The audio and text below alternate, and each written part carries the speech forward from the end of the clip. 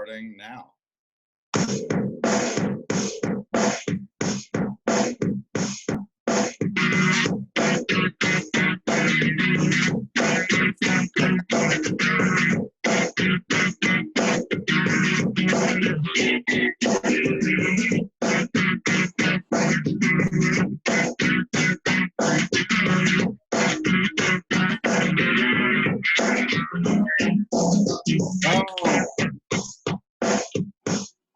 You only got one shot for lunch with Looney and Lars. Times 5, because we do this every day. Welcome, welcome, welcome to Lunch with Looney and Lars, your favorite lunch show featuring me, Lars, and Looney. Where are you, Looney? Looney, where are you? Uh-oh, we got a problem. We have a problem. I believe my co-host is not here. She is flagrantly breaking the rules of her contract right now. I'm gonna have her. We'll find her. We'll find her afterwards. Luna, where are you? Here, this is what I do. I have treats. I have treats right now. You can bribe her. We do this live from Laughing Vikings every day at 2 p.m. And today's guest, you're seeing him right now. You're looking at him and you're like, who is this cool dude? You're like, all right, Lars, quiet down. I want to find out who this cool dude is. And I'm not talking about the cool dude over here, our musical director / house band, Bumpus Ballfields, a.k.a. Chris Larson. Give it up for the band here first.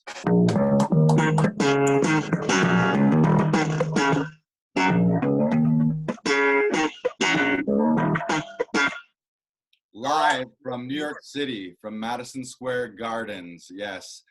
It is not very often that I am the least cool dude in a conversation, but I feel right now between my brother, the musical director, and our guest today, let me try and describe this gentleman for you right now. He is an actor, director. You've seen him on CBC's The Ninth, my favorite character, the funniest guy in the show, in my opinion. You might have seen him on Murdoch Mysteries, yelling that a murderous bastard killed his father. You might have seen him on Designated Survivor, talking about how his mother died recently. He's run the gamut, and he's also director of Action Can Films. He's making his own action movies. He's an action star. And on top of all that, he's one of the funniest, most stylish, cool dudes I know. Always the life of the party. Give it up for Mr. Benjamin Blais from Action Can Films. Ooh, thank you, Lars. Right. How are you? Yeah. Yes. Hello, hello, hello, hello. Hey, look at you.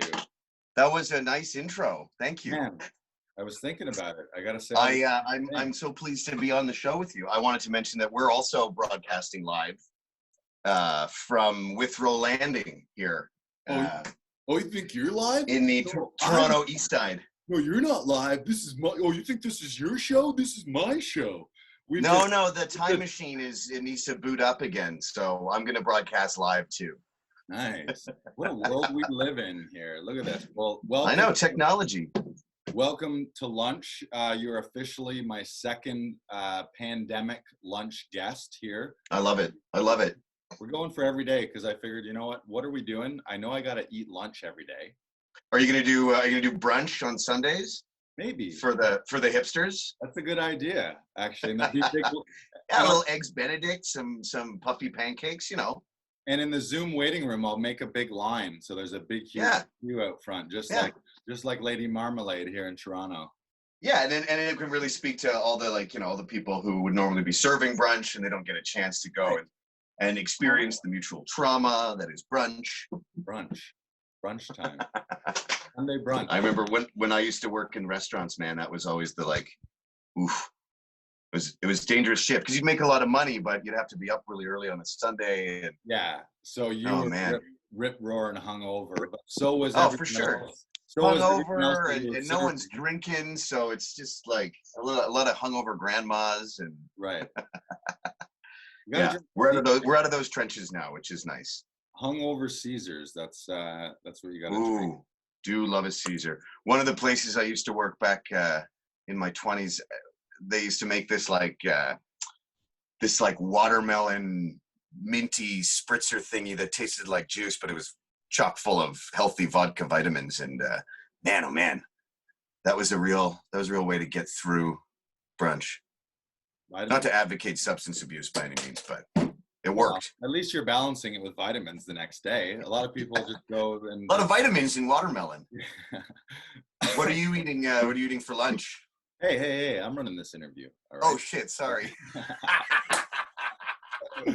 What a director! You're the classic director. You're just talking about vitamins. I was thinking about vitamins and.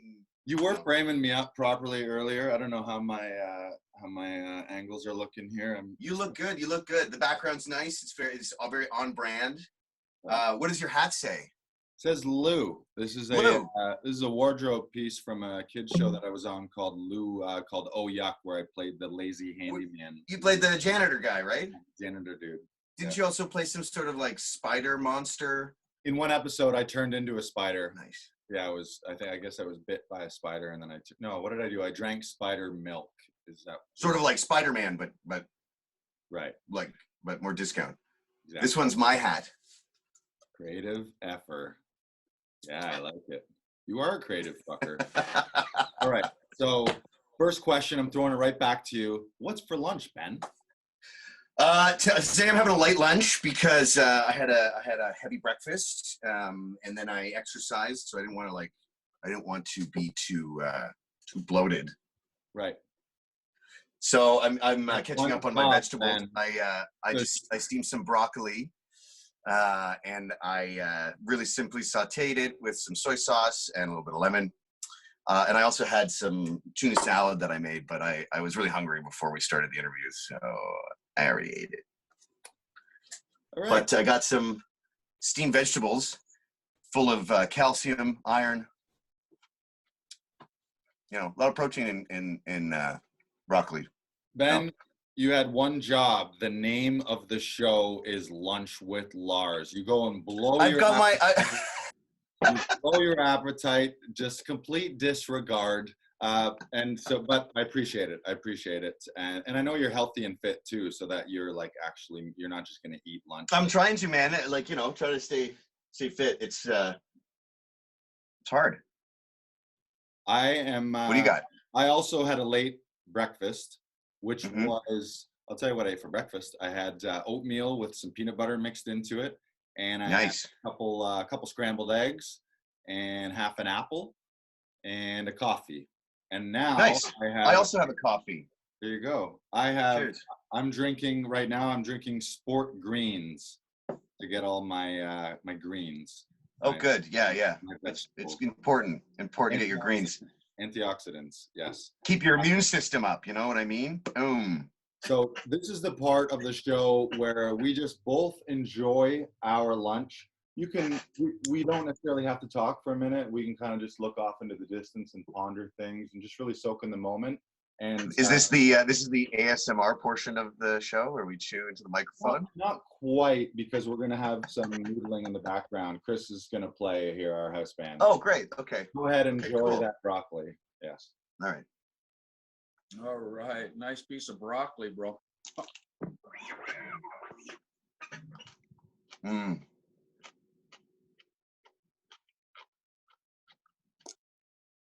Hit us with the lunch jams. This is just for the trailer right now. We're just doing this. What do you got in there? Eggs?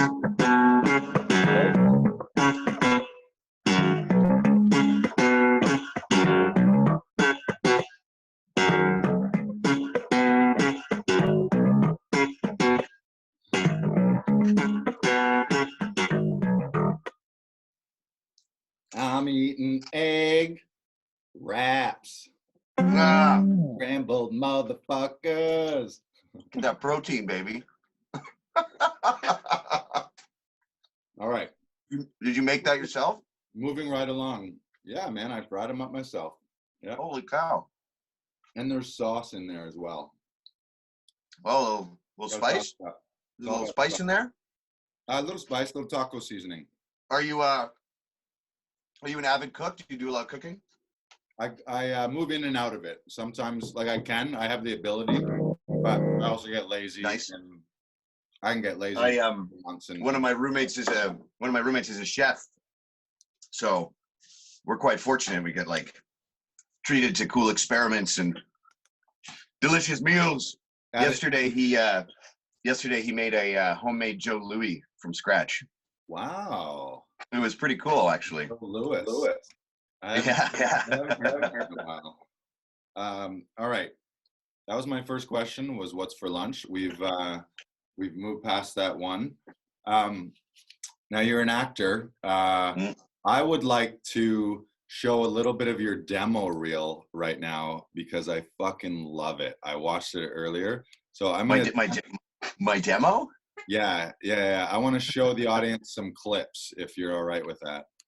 Sure, yeah, I guess. Right. Of course. Yeah, go for it.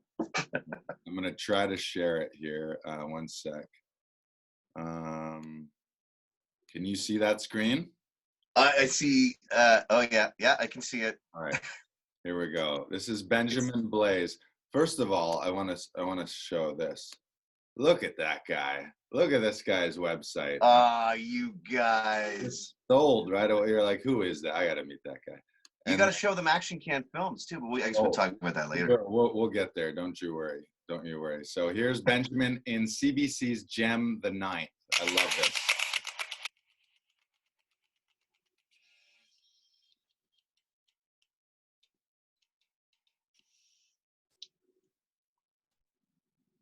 Do it. I'm gonna do it. Do it.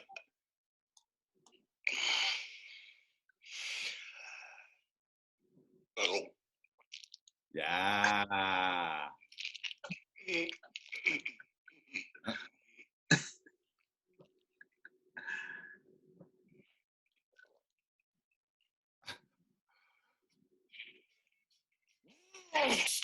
Boom. All right. I'm going to flip out of there for 1 second. So, first of all, that was amazing. Well, that was literally the definition of making a meal out of a scene, because it was so much like, is he, isn't he, isn't he? And then, is it good? Is it bad? Is it good? Is it bad? Talk to us about the Ninth and your experience on set with that, which I fucking loved. I went to the screening and thought it was hilarious. Well, thank you very much. I mean, clearly in that scene, it demonstrates that the best part of show business is craft services. So, yeah, that was a real scorpion at the art department. Of course, yes. Yeah, they had made a bunch of real They got a bunch of real scorpions. I don't know where these guys managed to get them, but they were very industrious, and they sourced a bunch of live scorpions. Not live, real scorpions, dead, but very crunchy. So that was actually a real scorpion. Pardon me? That was a real dead scorpion?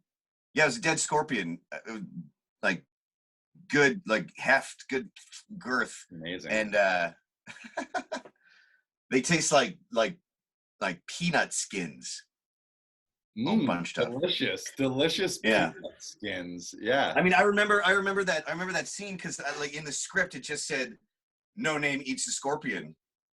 And I knew going to set that day. I was like, I know what's going to happen. It's going to be this like medium close up on my face.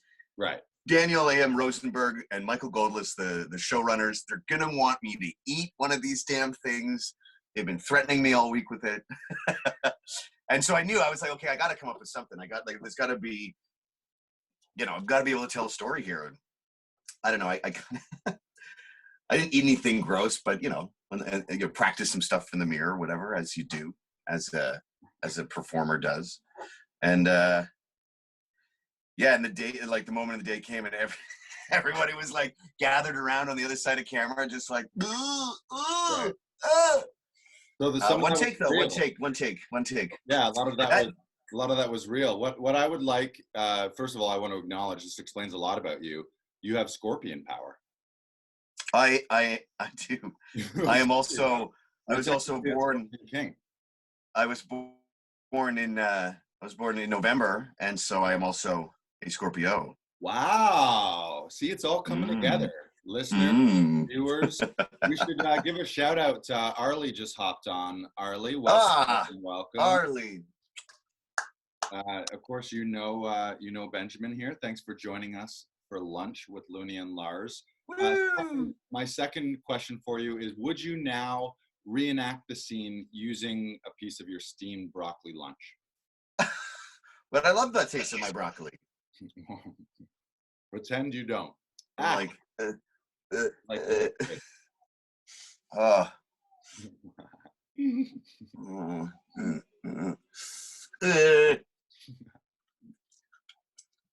Nice. And scene. Good scene? Yeah. Fit it. Fit it. I gotta say that project was a real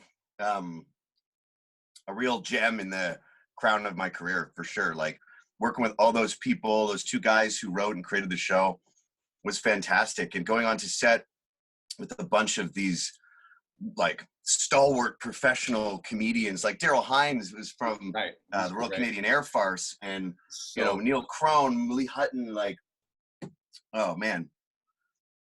It was the first set that I had been on that I guess because we're shooting digital and we shot the whole thing with 2 cameras, right? So most setups had 2 different cameras, so there was lots of room to play.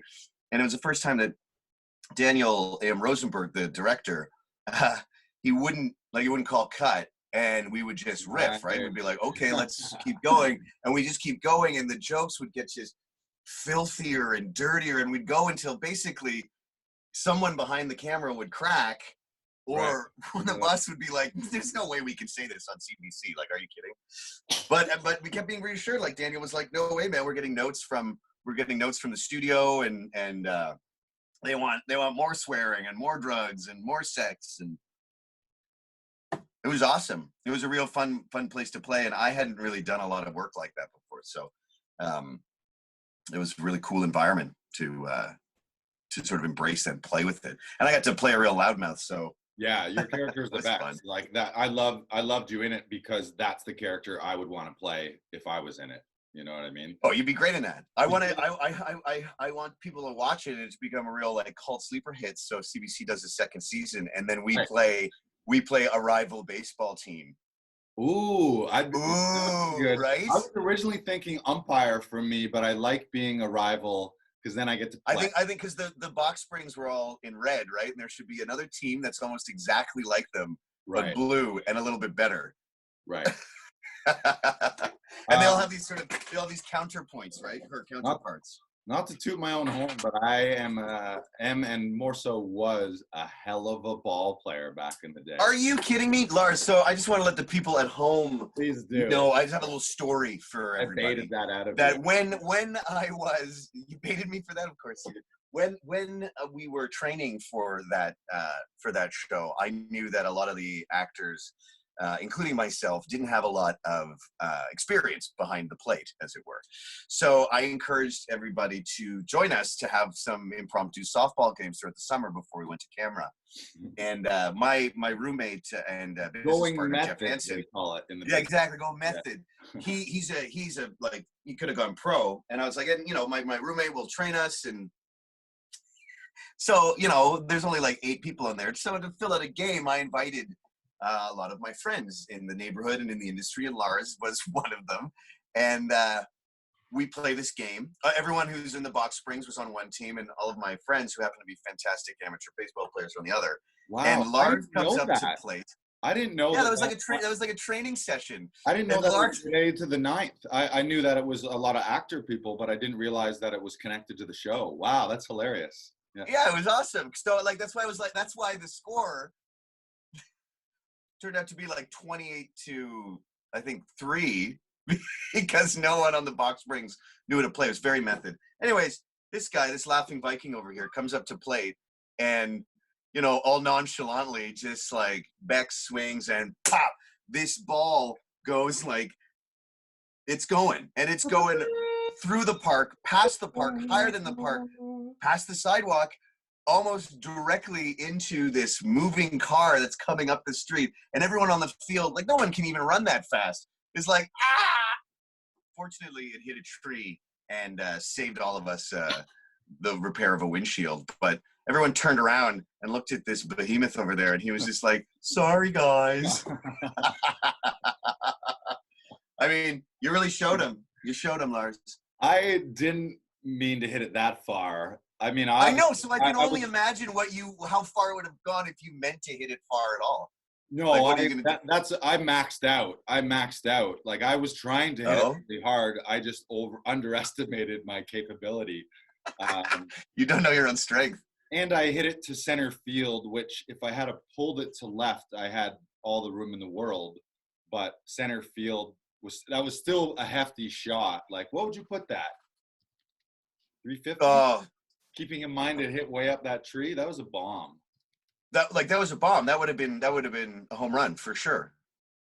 It was going so fast at the car coming up the street that I thought you knew the person in the car and were trying to hit them with the baseball. I was like, Jesus Christ, is Jason fucking born? Yeah. Like, hey, Tony, yo, it's $2.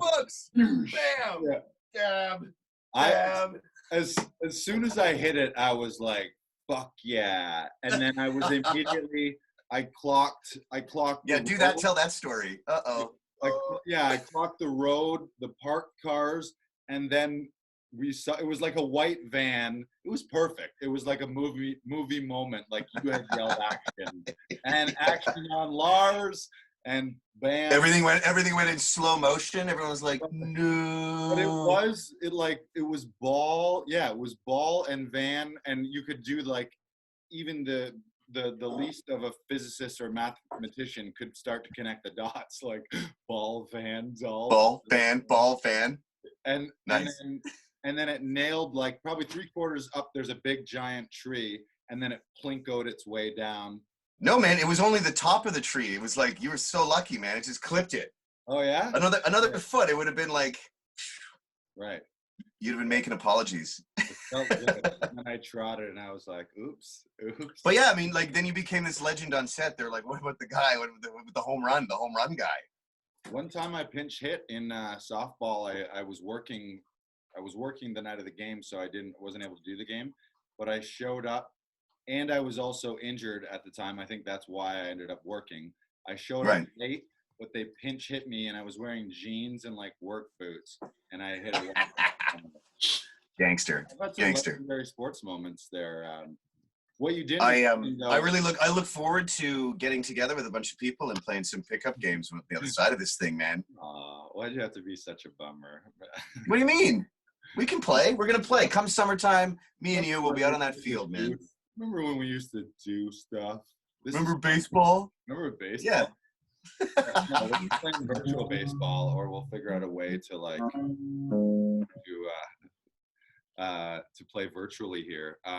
What you didn't explain in that story, that the last little bit of it is when the ball hit the tree, the tree saved the ball from hitting the van, but then the tree fell over on a house, which fell over on another house and another house and another house, and it domino affected the whole neighborhood. Yeah. But we had run off like school kids. You're like Godzilla.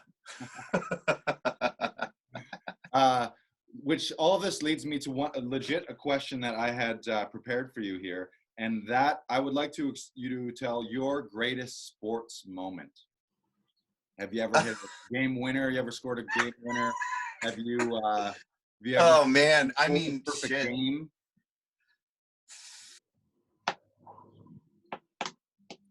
To be honest, like I am not a competitive sports dude at all, and a lot of my ringers, like I don't even remember. That's not to say like I'm not a physical person. I remember doing a sword fight with these rapiers, these like big, heavy, 3-foot long, swords. I was playing Hamlet for a company called the Classical Theater Project. And I was sword fighting an actor named David Real, who was playing Laertes. And, this isn't like it's not a sport, but it's quite physical. These things are heavy and they're long, right? So like, anyways, we're sword fighting and it's all cool, like ching, ching, ching, ching, ching, very, Princess Bride. Right. And he gets me in this bind, and it was like, it was a real bind. So if you don't get out of it quickly enough, it actually disarms you. And that happened by accident. And that would happen sometimes in rehearsals and whatever. You do a cool like moment, but in this case, like I don't know, I had a little bit more torque on it, and so we were playing at Hart House Theater which is down in U of T. Beautiful space, like, 200-year-old building, the likes of Christopher Plummer and many other actors have stomped those boards. Wonderful theater. Anyways, big stage, but it's like, old school pros. And so it's a good 3 to 4 or 5 feet from the stage to the floor before the audience starts. An orchestra would go there. Anyways, he does the bind and it flips out and it's going. These are heavy swords and it's going straight at the edge of the stage. And it's going off the stage. And if this thing's long, right, it's got this big hilt on the bottom. So if it goes off the stage, it's going to flip off the stage and it's probably going to whack one of the audience members in the front row, either hit them in the knee or in the face, because everybody was at the edge of their seats, obviously. Anyways, in this epic moment of athleticism, for lack of a better word, I dive across the stage and get to the sword, like just as it's about to tip over, and I grab it and I come up and do my thing, and I'm like, "How about you now, dude?" And I can see the look on my friend David Real's face, and he's like, "Yo, legit." And so that saved the show and saved the embarrassing moment of having to be like, "Oh, excuse me, just gonna get my sword there." Out of your eyeball. So I felt pretty sporty. Excuse me, there. Remove this sword from your eyeball. Yeah, exactly. Sorry about the stitches. I would like to give so that was pretty slow clap. Pretty athletic. That was hugely athletic. That was purely in the moment, because you're thinking both. You have to be thinking as Hamlet. Like, if Hamlet loses his sword, I'm assuming you lose the fight. But he's a dead man. You also are thinking as an actor, like, you don't want the show to stop. You don't want. I think it was more the embarrassment of having to be like, "Okay, time out, everybody. Step off the stage." Laboriously, get off the stage, grab it, and then I got the one leg up on the stage as I'm trying to hop back on. Like, it's not a. You gotta reach up. You gotta reach up to your scene partner. Hey man, can you and I mean, it was pretty slick. It got so slick that it almost looked like it was meant to happen. Right. I buy that. I buy that from you. Yeah. Good on you. That's way better than having to remove it from a man's torso and just be like, no refunds. No refunds. No refunds. It's theater, man. Come on. We're dying out here. Nice. Okay. I want to take it back before you're an actor. This is a segment that I do every show because I like it. And it also makes a great social media clip. This show, I just got to grab my phone here. This is the 1 minute life story. You got to take us from birth till today. And if you want a little bit in the future, but you got to do it all in 1 minute or less. Wait, sorry, you cut out there. I got to tell my life story in 1 minute? Life story in 1 minute from birth to today. And if you want, you can go a little bit into the future if you would like, but you only have a minute. All right. Okay, when are we starting? I'm queuing up the timer. Just 1 second. We're doing this live. We're doing it live. All right. You're already being able to think about it too much. I should have had the timer ready. Okay. Clock ready. You've planned it all. You're such a good storyteller, though. This is going to be pretty epic. All right. I'm resetting the clock. And Benjamin Blais's life story in 1 minute, starting now. Go. Well, here's a tale of the oldest of the oldest of the oldest. As I was born to my mother, who was the oldest of my, and the grandmother was the oldest. I was born to a midwife and a shepherd in a small town called Espanola in 1981. But actually, Espanola was so small that there was a hospital there. I was born in a town called Sudbury, the Great White North. And then we moved down to Guelph, Ontario, where I spent my childhood playing amongst the rivers and the roads and stuff. And then went from there, playing with friends and running around the woods and stuff and sitch. And then we moved to the big city, Toronto. Oh boy, and I wanted to be an actor because look at me, and all that stuff. And so I went to an arts high school where I made some very formative friends, and we played around and goofed around and made some plays. And then I left there and I started a theater company, and we did a bunch of plays, even more plays, hundreds of plays, all the time. Rick and Morty all the time. All these plays. And then I finished doing the plays because it was so much fun. I learned so many things, and then I wanted to tell my stories to even more worlds. So now I make movies, and I have a really good time making action movies. Kung Fu Go. Boom! Wow, nailed it. How did I do? That was fast and furious. I think I said Rick and Morty in there a couple times. I don't have anything to do with that TV show. For 20 seconds, you said Rick and Morty, Rick and Morty, Rick and Morty, Rick and Morty, Rick and Morty. Oh man. That was good. That was fun. All right. Do you remember the Micro Machine commercials from when we were kids? Vaguely, yes. The little tiny little cars. The guy used to talk like a million miles a minute. Right. Good times. Good Yeah, times in the '80s. good. Yeah. How do you feel? Do you need a glass of water or a piece of broccoli? Go ahead if you need to. If you need some energy. I'm living it. I might have some of my other greens. All right. Next question regarding acting. What was the first thing you remember being in or making yourself as a kid? Well, back when I was like 13, 14, me and my friend group, we used to make these little videos with each other. It was originally to make fun of a really good friend of mine who had this silly hair. So we made a movie called Throwbusters, which was a send-up of Ghostbusters, and we busted out like his silly hairdo. He was part of it. He loved it. That was all good fun. And then we were like, oh man, we did some like stop motion stuff in that. And then we did another one where a beanbag chair like ate a buddy of mine.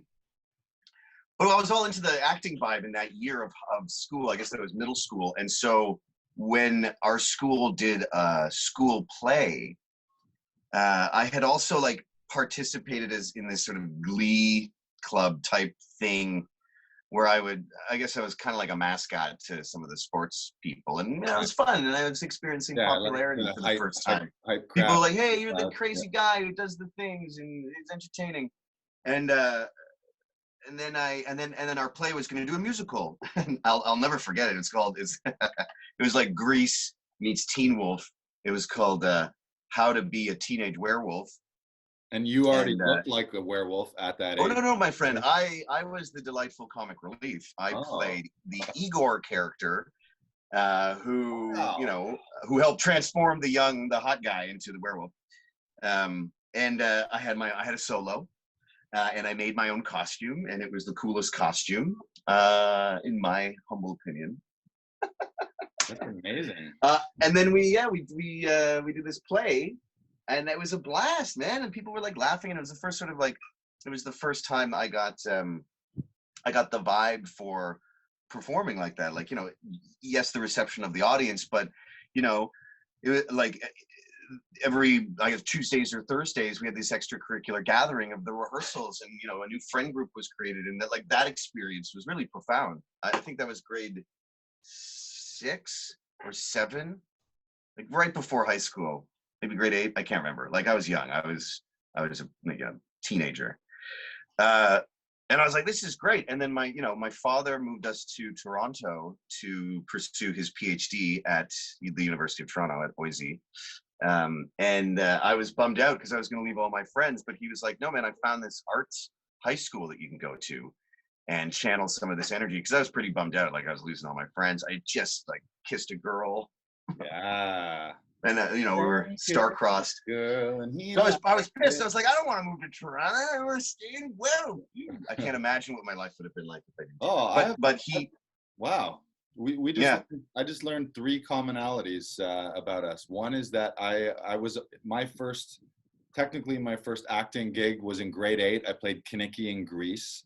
Yes. We did 3 shows. I crushed 2 of them, and in either the middle show or the last show, I botched some lines in Grease Lightning, and of course was embarrassed and upset, and basically went to the locker room. We did it in the gymnasium / auditorium. Went to the locker room and had like a tantrum and cried and was all like pissed off. Nice, good. Very Hollywood of you. I like that. And then I didn't do it. And then I did sports for all of high school and didn't return to the stage until. So what got you back into it? I answered an ad on Kijiji that said, "So you want to be a comedian?" and then started to do stand up. But first I made a rap video about my balls. I just watched. I was always a fan of comedy for a long time. Right. And then I was working a corporate career at the time and just decided either I need to start trying this or it's going to bug me for the rest of my life. It was just like, I can't die. Good for you, man. So that was like 11 years ago. The second thing was we've both played Igor. I played Igor in a TIFF Midnight Madness volunteer appreciation ad. That's funny. And that role is one of the most, it's a story that, not to toot my own horn, but it was a lesson that I learned really early on. I was shooting over in Kingston, taking a train back. I thought I was going to miss the audition, and part of me was like, you're just going to miss it. Whatever, blow it off. I'm tired. Right. But then I was emailing back and forth and messaging, and they were like, well, just go late. If you can get there, you can get there. So I rushed to make the connections, got there. I was last in the room with the vibe of like, we're all ready to leave right now. But now that you're here, then we'll have it. And I got cast in it, and the director, Rob Lazar, for Cineplex, who I think now was just... I know that name. I think he was just... I think he's left Cineplex, and now he might have taken a position with TIFF, actually. I think I saw that he's involved with them, which is exciting. But he told me, and he said, you know what? We had already cast it before you came in the room, and before you even opened up your mouth in the audition, I had already decided that sizing you up, that you wouldn't it's not going to be this guy. And then he said, you were so fucking scary, and I just went for nice. I was all hunched over, and I got in their faces, and I was just fucking I was hideous, right? And I hunched over because I walk in and they're like, Igor's not 6'3", he's a little tiny guy. So I hunched over, and he told me that story. He was like, we had already made the decision, but you came in and your performance changed our minds. So he planted that seed with me. He was like, that's something, always remember, there you go, man. That's the mark of a true, you can take them, professional. Well done. And the third thing is that we both lived in Guelph. Oh yeah? What'd you do in Guelph? I lived in Guelph for a couple years. I was in a relationship, and she lived out there, so I lived out there for a couple years. Yeah. It's a nice town. I like it. Quaint little town. Great music scene. Yeah, with the sweet river and the campus. Right. It's nice. Second acting question here is, what was your first paid gig? That was your first non-professional gig. So my first paid gig was a non-union project, obviously, that my grade 9 drama teacher at this arts high school hooked me up with. All about baby. It was a he was really cool. His name was Bill oh my God, Mr. Carner. Bill Carner was his name. Wow, almost lost that one. He was lovely. He's since passed away, but anyways, he hooked me up with this gig. He's like, hey kid, it looks like you want to make movies and do movies and stuff. So hey kid, what about this thing? Yeah, that's how it felt to little 14-year-old me. I was like, oh my God, please. But it was this riveting, epic public service announcement about elder abuse and to treat your granny nicely, mister. Were you the bad guy? Were you the? I was one of the bad guys. I was the son of, in the family, the neglectful family. So I was reprobate and cavalier with my video game playing and ignoring grandma. Anyways, it was awesome. To me, I was like, this is the fucking coolest thing ever. This is the real deal. And if I think back on the kind of shoot it was, I laugh. But it was the first paid gig I got to do. And then it went around to a bunch of places I want to say community centers and places where social workers with helplines and things like that. And my father actually saw it. My father's a psychologist. And when he was younger and he was training, he actually saw the video through one of the volunteer positions he was doing. And he was like, hey, kid, it's working. He's like, this acting thing might work out for you after all. Yeah, exactly. Yeah. Yeah. That's and that proves what a great actor you are, because if you had to play a bad grandson, I bet in real life you are a delightful grandson. Thanks. Is that true? Thanks. Of course. You do things for your grandparents, or did, if they're Of course. God Yeah, forbid. I still have 2 grandparents Nice. of 4, so I'm And doing well. They're proud of their Benjamin. I bet one of the proud things for them was your appearance on Murdoch Mysteries. Can you reenact? So you play this, or maybe I could share it. Let me share this. We gotta do this. This might be my favorite moment of your demo. All right. Stand by for demo, ladies and gentlemen. Okay, around. There it is. Here it is. Okay. All right. This is Benjamin Blais in Murdoch Mysteries. Here. Oh, there's some more hair. All right. That was amazing. When was that? When did you shoot that? Shot that back when Jon Snow was a popular television character. I don't know, that season. I don't know. That must have been 2 or 3 years ago. Incidentally, I've been on that show twice. 2 different characters. I played a young footman in season 4, and then I played that the angry son there in season, I think that's 11. But I have changed. I suppose I've changed so much in the last 7 years or something that they. Right. I love how you just you're like, did you do every take at a 10 like that, or did you give them some medium ones? Because my favorite is just like, you murdered my, like, you got to give us a reenactment right now for you to just.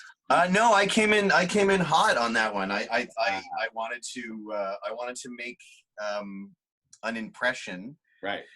And when you're on those kinds of shows, it's a great pleasure to work with those actors and those the production team. They're a finely tuned machine on shows like that, especially that show. That show's been on television. At that point, it had been on television for like 11 years. So there's not a lot of time to rehearse and discuss ideas and try things out. Unfortunately, it's not that kind of environment. So you really have to come with some choices. And looking at the script, it was clear that character was to be the red herring, in the episode. Right? You're supposed to think he's the bad guy. So up until the midpoint, I think no spoilers, but whatever, spoilers. So I was like, okay, what kind of affectation will I give him to make him like, so people are like, oh, he killed him, obviously. I was like, oh, he's a ragehead. But then that also gives him somewhere to go, because he doesn't know how to control his emotions, blah, blah, blah, blah. And I think that was a 2-day shoot. So again, you don't have a lot of time there. You have to do that homework, on your own, in your own, study and reflection and stuff. So I was like, what's his story arc and blah, blah, blah, blah. I've got 4 scenes. How do I best paint a picture, define a character, showcase some versatility, because this is your shot on that show, right? So I came in hot. And then, like, being a filmmaker as well, I was able to sort of see the setup, have an understanding of how that scene may play out, and be like, oh, they're going to use this take. They're going to use something in this setup. So, like, whatever I do now, I'm gonna have to do for all the coverage. I'm gonna have to do, like, this is the master. So, it's not like you can, do a couple of them, get into the coverage, then be like, yo, wait a minute, actually, I had an idea. Right. And believe me, I've been in places in my career after sort of different auditions or even performances and stuff where I was really upset with myself, or would kick myself because I didn't follow that instinct, and I didn't push it, even though I thought maybe it'd be embarrassing or foolish or silly. I didn't do it, and I would kick myself for it, and I would feel really really bad, and I don't want to be that guy to myself. So if I feel like it's going to do the worst thing that they can do is say, like, okay, cool, man, can you just bring it back a little bit, or let's try something else. Like, if you come in like hot, like, come correct with something strong, even if it's wrong, right, at least then it can engage a dialogue, right? That'll be like, oh no, let's not do it like that, why are you doing it like that, blah blah blah blah blah, however that plays out. Whereas if you if you sort of navel gaze and miss your chance, Moving on. it's hard. Moving Yeah, on. man.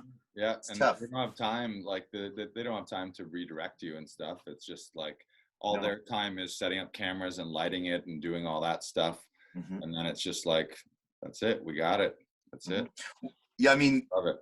you remember how it was when we did our project together, right? Yeah, of course. Yeah, How let's talk fast. about Action Can. Yeah. Of course, you're a director with Action Can. We did Urban Gorilla, which was Oh yeah, man. yeah. What are you guys up to right now? That's one of my favorite ones. Hit them up at Action Can Films. Yep. Or you can also go to actioncanfilms.com. That's our website, and all of the videos are there for free to consume. Urban Gorilla was one of my favorites because it was this exercise in guerrilla filmmaking. We, if you remember, we choreographed it like a couple of times in the park, and then on the day we filmed it, we're using like 8 different cell phone cameras with people sort of like in strategic positions as if they were just pedestrians, and then you and Tim Walker fought on the street. All WWF styles, which was boss. That was the most not that it was super intense, but that was the most stunts coordinated thing. Like that was the most actiony fight we've done. You did such a great job, and we only had 2 chances to do it because, of course, all the days, 365 days in the year, the one Sunday that we pick, there was a real life film shoot happening just down the street. Right. We're trying to use the street corner, just like all incognito guerrilla style. One business was down us in Carlisle. They were cool with us. They were down. They were like our staging ground. Yeah, the cafe there. And then just and it was amazing. I think we pulled it off though. It's great. You guys should go watch it on actioncanfilms.com. It's the 4th one, Cautionary Tales of the Urban Gorilla. I'll link up Action Can Films for sure too. And the most recent one that you just did was Wild James. Yeah, Wild James is a great film. It's a fan flick. He's great. I was at the premiere. Sorry, I fucked the name up, but yeah, Wild James. That's okay. Yeah, check it out. That's also online. It stars Jimmy Cavanaugh and the whole Action Can team. I was super impressed with his story. Like, what a great idea, and it's a good example to. He's thinking of the role, like, ideally, what would I want to be? I want to be the next Wolverine now that Jackman's out. How do I do that? Well, let's just make a video of me doing it, and then I'm in the running. Like that. There's my audience for it. That was great. Might as well, right? Get busy living or get busy dying. Yeah. No need to wait for permission. Too many gatekeepers and too many people waiting for email. No kidding. If we were waiting for permission, we wouldn't have got the chance to do that. That was for us. That was the largest project that we had done to date. Like it's like the shooting was over 3 days. Wicked. The largest cast. It was a fight, a 5-person fight. So the way you shoot that and like the that fight was probably like 5 or 6 minutes long. So it's quite a lot of choreography. It was the first time we instituted visual effects in our in the post production. So it was one day. Pardon me? Did you have multiple days shoot or all in one day? We shot the fight scene all in one day, and then we shot a smaller scene on day 1 that it was only a couple hours, and then day 2 we went out of town to this farm location and shot all this stuff out on the farm there. So it was a 3-day shoot, and all in all, I mean, it was a passion project for a lot of people and a portfolio piece. But all in all, I think we did it for under $1,500. Amazing. Yeah. Don't tell people that. You need $1 million. He needs $1 million. Right. We need $1 million. But if you think about the things that we can do, with the resources that we have, like imagine if you did give us $1 million. Right. For sure. Of course, we're all ACTRA members, so we did it as a co-op, and we try to do everything above board. I'm a recently minted ACTRA member as of February myself. Welcome to the guild, my friend. Just in time for the entire industry in North America to shut down here due to our strange and unusual situations. But but on that note, I know that we said that we wouldn't talk a lot about what's happening right now, just because it's dogging out the focus on it. I really see a big window of opportunity on the other side of this thing for a lot of people, especially creatives and storytellers. you know, in addition to the value of what we do being highlighted, because everyone is at home watching and imbibing stories and film and Right. different mediums, podcasts, all that stuff. Like the real value of art is you know, is being showcased. But also, like, Stories. someone really dear to me once told me, you know, babe, I see like a big window of opportunity for you and your actor friends on the other side of this thing, because, you know, once things start firing up and all the productions fire up again, those actors that seemingly happen to be in everything, they'll only get to pick 1 or 2 projects. And I think the industry will open up to be like, whoa, like, who else is out there? Let's give a shot to these people. Or, you know, there's going to be so much desire for content and content creation that, you know, a fledgling company like myself will be able to get a pitch meeting, maybe even get some, you know, development funds and start taking those next steps. And I think that there will be a real desire for people to want to go out and see stand-up comedy and live music and you know, shows in the park, Shakespeare in the park, all that stuff. Like the things that were sort of taken away from us that we are now, that we would take for granted, and are now, it's, you know, we realize how important they are and how much we miss them when we're not there. Right. Yeah. So everyone's got a choice right now. Like, you come out on the other side of this, whatever that means, better or worse off. But it's like, it's still life, you know, life. We're just so privileged here that we've never lived anything. Most people, if you're from North America, unless you've been in a horrible, like, natural disaster, like you're part of Hurricane Katrina or an earthquake or fires or floods, most people have, it's been fucking smooth sailing, no problems, easy living.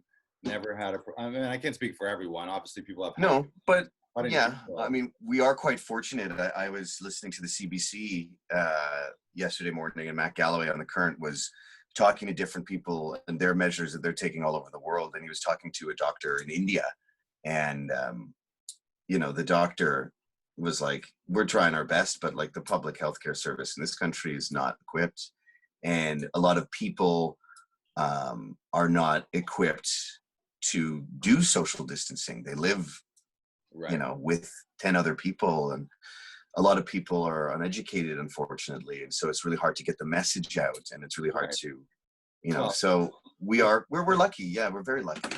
And I think it's important that we, and not to make light of the situation, like things are, you know, things are serious, but you know, this world is strong, and I think that there's a lot of opportunity on the other side of this thing, and this time is being offered to us as, you know,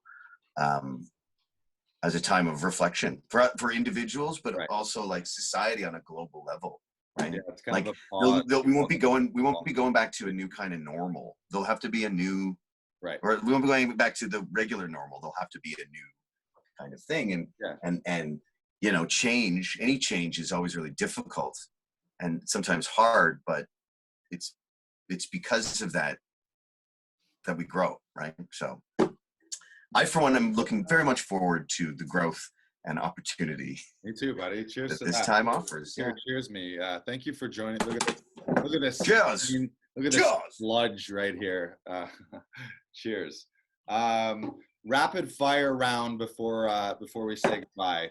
We're gonna get a bunch of these rapid fire, tip of the tongue type answers. Okay. Benjamin Blais's best habit. Oh, it cut out right at the. For real? Benjamin Blais's best habit.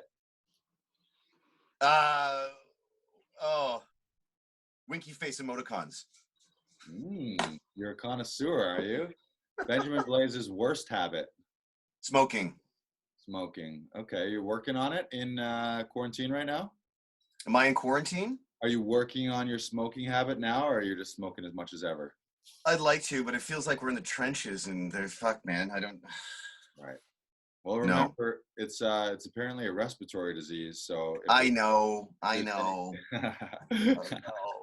that's my worst habit. All right. Secret to being such a cool dude.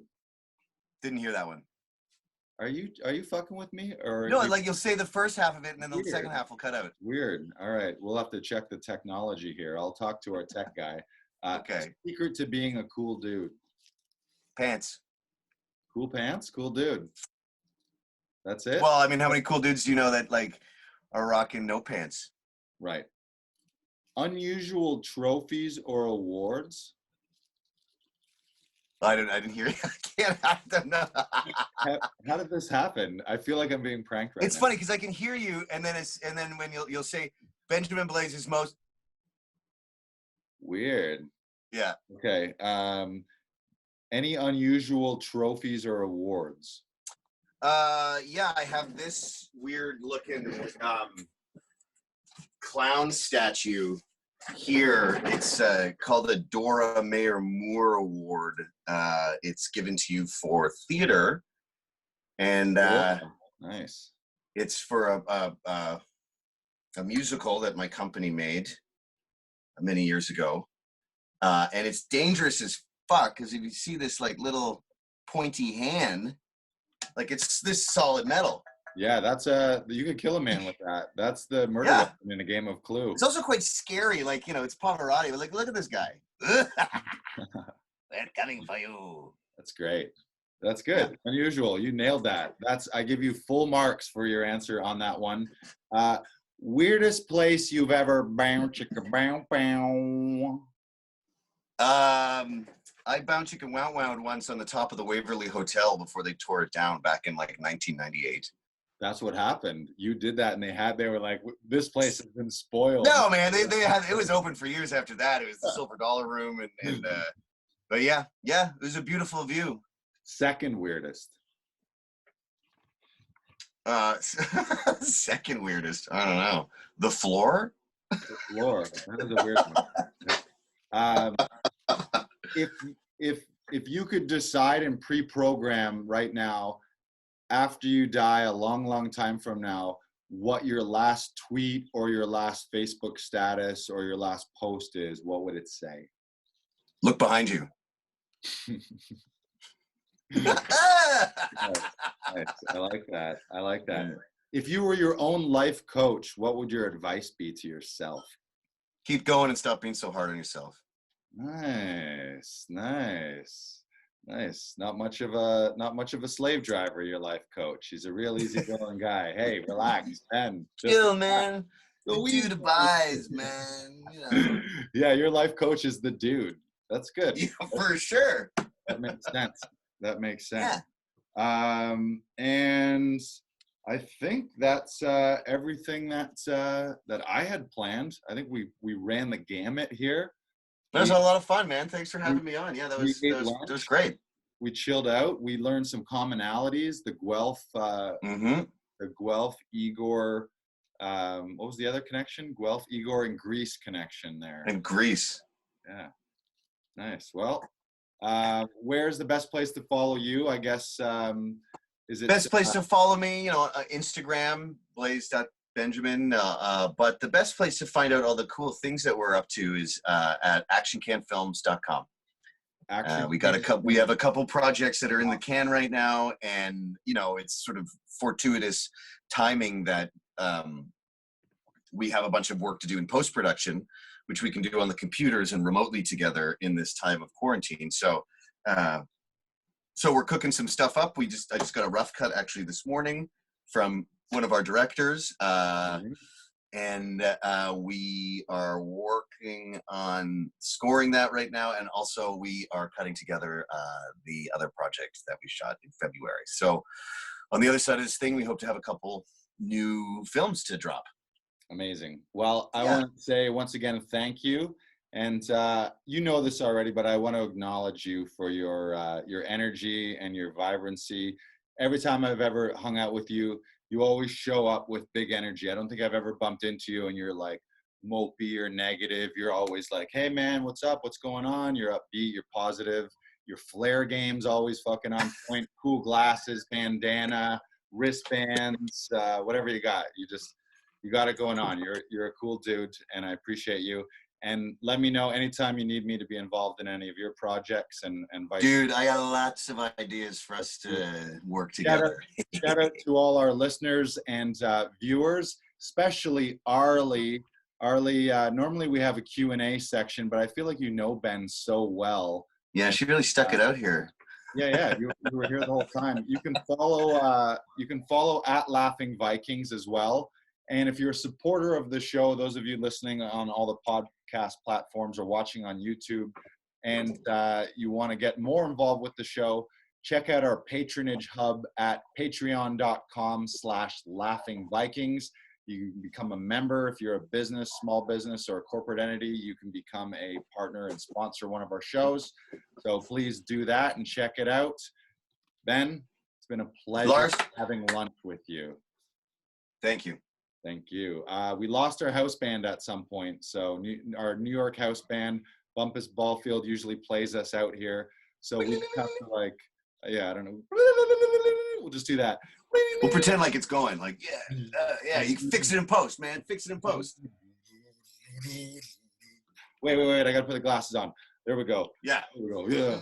Yeah. Just a couple of cool dudes podcasting, having lunch. All right. Just playing some air guitar.